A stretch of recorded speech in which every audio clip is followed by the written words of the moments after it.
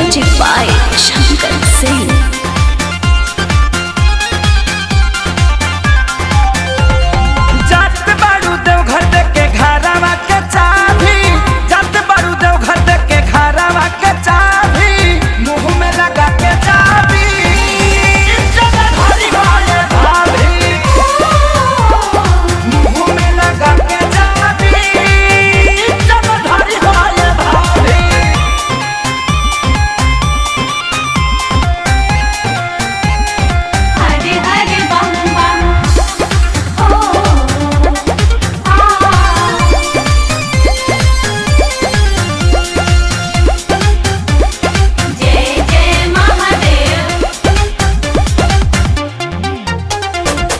ले अपन देवर के तुए डभाई रहिया में करत रहिया कांवर से नटाई।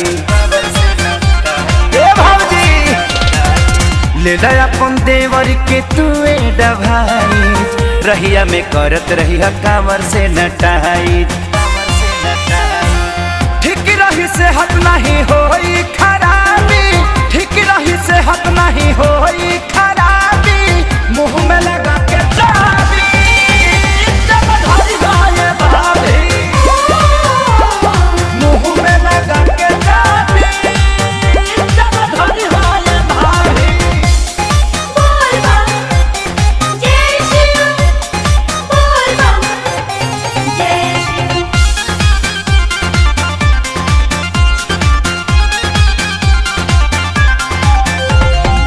चिउरा पेड़ा लई ह घूम घूम के खाई, कांवर भजनिया खेसारी के बजाई।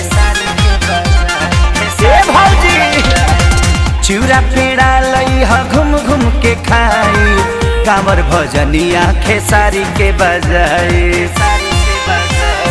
पवन शंकर कहे डर रही न जरा भी, अपू पवन कहे डर रही न जरा भी, मुँह में लगा के